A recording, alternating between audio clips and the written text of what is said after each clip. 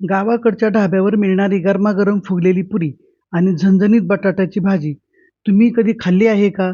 तुम्हाला ती आवडते का? तर अशीच पुरी भाजी घेऊन मी इथं आज आलेली आहे. अतिशय गरमागरम टम्म फुगलेल्या पुऱ्या पाहिल्या तर आपल्याला खावंसंच वाटतं पहा. तशाच पद्धतीची पुरी भाजी आपण आज घरगुती पद्धतीने इथं बनवलेली आहे. रेसिपी पूर्ण पहा म्हणजे तुम्हाला छोट्या-छोट्या टिप्स आहेत त्या कळतील. नमस्कार, मी प्रतिभा. माझ्या चॅनलमध्ये मी तुमचं स्वागत करत आहे. आपण रेसिपीला लगेचच सुरुवात करणार आहोत पहा. त्यासाठी आपल्याला इथं गव्हाचं पीठ लागणार आहे. आता गव्हाचं पीठ किती घ्यायचं याला काही प्रमाण नाहीये. तुम्हाला किती पुऱ्या पाहिजे तेवढं तुम्ही पीठ घेऊ शकता. त्या प्रमाणात मग इथं रवा वाढवायचा आहे. पण 2 वाट्या गव्हाला 2 चमचे इथं रवा घातलाय पहा आपण. नंतर 2 चमचे डाळीचं पीठ टाकलेलं आहे पहा. नंतर थोडीशी साखर टाकलेली आहे, अगदी चिमूटभर आणि मीठ टाकलेलं आहे थोडंसं आणि हे कडकडीत तेलाचं जे मोहन आहे ते पण 2च चमचे टाकलेले आहे पहा. म्हणजे 2 वाट्याला हे सगळं प्रमाण आहे. प्रमाण जर तुम्ही गव्हाच्या पिठाचं वाढवलं तर हे प्रमाण तुमचं वाढत जाईल. असं हे प्रत्येक पिठाला ते असं चोळून घ्यायचंय पहा एकदम व्यवस्थिशीर आणि असं घट्ट हे पीठ मळायचंय. सैलसर पीठ अजिबात मळायचं नाही. तुमची पुरी मग अशी लवचिक होते आणि तेल पिते. त्याच्यामुळं घट्ट पीठ मळायचंय पहा.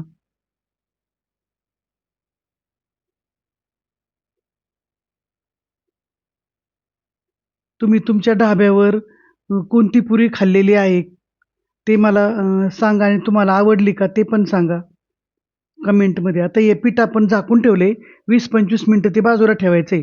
तोपर्यंत आपण इथं भाजी करून घेऊयात पहा. तेल टाकून घेतलंय पहा. गॅस चालू केलाय आपण. फारसं तेल नाही टाकलं तरी चालतं पहा. कमी तेलामध्ये छान भाजी तयार होते. मोहरी टाकलेली पहा. तेल चांगलं तापलेलं आहे आपलं. जिरे टाकून घेतलेले आहेत आणि कढीपत्ता टाकलाय पहा आपण.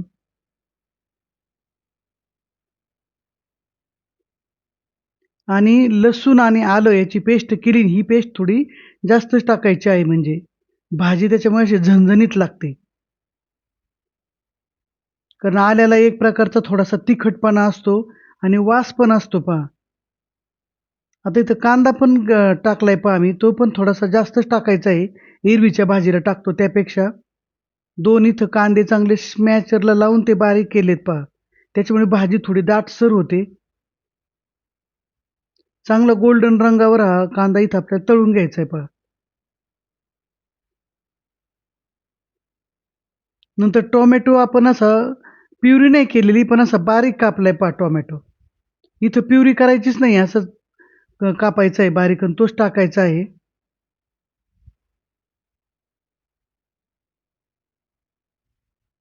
आता इथं लाल तिखट टाकलेलं आहे पहा, काश्मीरी लाल तिखट आहे आणि हळद टाकून घेतलेली पहा थोडी. हिंग टाकून घेतलाय आणि टोमॅटो बरोबर ते हलवून घ्यायचं मीठ पण टाकून घेतलंय पहा बहुतेक सगळंच मीठ टाकायचंय आपल्याला आणि ह्या मसाल्यात आपल्याला थोडंसं पाणी टाकायचंय आणि झाकून ठेवायचंय पहा. म्हणजे मग त्याच्यामध्ये मसाले चांगले शिजतील आणि आपले मसाले जळणार नाहीत. थोडंसं पाणी टाकलंय पहा मी. झाकण ठेवून देणार आहेत आपण त्याच्यावर आता.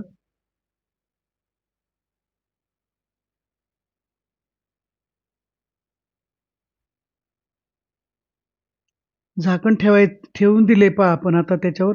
आता हे बटाटे जे आहेत ना, ते उकडून घेतलेले आहेत मी. 3 बटाटे आहेत साधारणपणे. तुम्हाला जशी भाजी वाढवायची तशी तुम्ही वाढवू शकता आणि बटाटे आपल्याला असे हाताने कुस्करायचे आहेत पहा. लहान मोठ्या फोडी करायच्या आहेत अशा. खूप बारीक पण नाही करायचा तो बटाटा. आता पाहू आपण आपलं पहा छान मेल्ट झालंय, शिजलंय चांगलं. टोमॅटो पण शिजलाय आणि छान त्याला कलर पण आलाय पहा. आता याच्यामध्ये आपण हे बटाट्याचे जे आपण केलेत स्मॅश केलाय हाताने ते त्याच्यात टाकून देऊ आणि त्याला चांगली वाफ आणायची पहा. म्हणजे काय होतं, त्या बटाट्याच्या फोडीमध्ये हे तिखट शिरतं चांगलं मस्तपैकी आणि मग ते खाताना एकदम चवदार लागतं. याच्यावर झाकण ठेवू पहा आपण, एक चांगली वाफ आणू त्याला.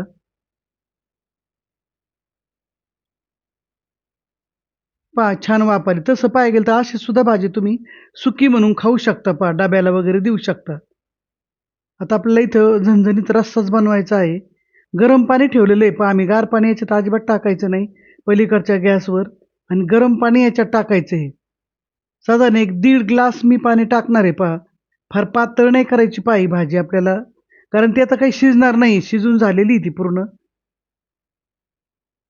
आणि आपल्याला बटाटे स्मॅश पण करायची गरज नाही. आपोआप ते थोडीशी भाजी शिजली ना, तर ते गळतात आपोआप त्याच्यामध्ये आणि आपोआप भाजी घट्ट होत चालते पहा.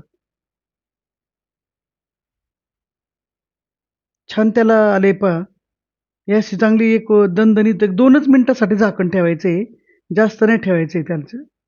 पहा लगेच घट्ट झाली. कोथिंबीर आहे त्याला टाकून घ्यायची. भाजी शिजल्यावरच कोथिंबीर टाकायची. हिरवा रंग मग तसाच राहतो त्याचा. आपण ढाबा स्टाईल भाजी बनवतोय पहा. भाजीला छान कलर आलाय, आपली भाजी तयार आहे. आता आपण पुरी तयार करून घेऊ पहा. पहा पीठ चांगलं आपलं घट्ट झालेलं आहे मस्त एकदम. आता गोळे तयार करून घेऊ जसे तुम्हाला पाहिजे तसे, पण ढाबा स्टाईलचीच पुरी आपल्याला बनवायची आहे. एक 4-5 पुऱ्या करून घेऊ आपण. बाकीच्या मी नंतर करणार आहे. ही पुरी फार जाड पण नाही करायची आणि पातळ पण नाही करायची. अशी मीडियम साईजची करायची आहे आणि मग चांगली फुगते पहा ती पुरी. हे बाकीचं पीठ आपण झाकून ठेवू. थोडंसं तेल बोटाने लावून घ्यायचंय खाली. याला पीठ मात्र नाही लावायचं पहा, कारण पीठ लावलं तर ते पीठ सगळं तेलामध्ये उतरतं आणि आपल्या पुऱ्या काळपट दिसतात मग. हे तेलावरच लाटून घ्यायची ही पुरी. तुम्ही नसेल अशी जमत तुम्हाला लाटायला तर मोठी पुरी मोठं अशी पोळी लाटून झाकणाने तुम्ही त्या पुऱ्या करू शकता पहा. पण ढाबा स्टाईलची पुरी अशीच असते. तेल टाकले पहा छोटी कढई घेत असते माझी तळणीचीच कढई आहे. फार तेल नाही लागत मग छोटी असल्यामुळं. आपण आता पुरी काढून घेणार आहे पहा. तेल चांगलं तापले, खूप धूर निघेल असं तेल नाही करायचं, पण बऱ्यापैकी गरम करायचं. एखादा कण त्याच्यात टाकून बघायचा. तो खालून वरती आला का आपलं तेल तापलं. पुरी टाकून पुरीला काही हात लावायचा नाही, ती आपोआप फुगणार आहे. काहीच करायचं नाही. आणि पुरी अशी खूप खालवर नाही करायची पहा सारखी. आता एकदा भाजली, आता एकदा पलटी मारायची तिला. पहा चांगली भाजलेली आहे खालच्या साईडनी आणि काढून घ्यायची लगेच. अशी उलटी-पालटी खूप केली का पुरी खूप तेल पिते आणि ते तेलकट पुऱ्या होतात एकदम.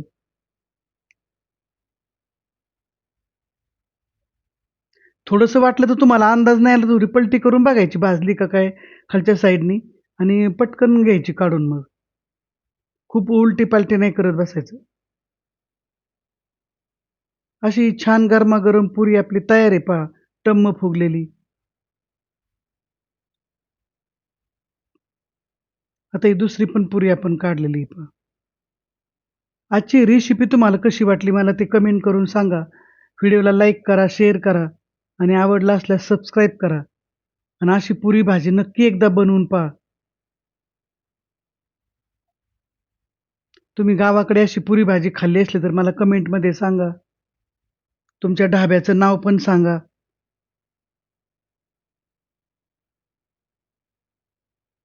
ते गावाकडचं वातावरणच वेगळं असतं पहा. छान लागते ही भाजी. धन्यवाद.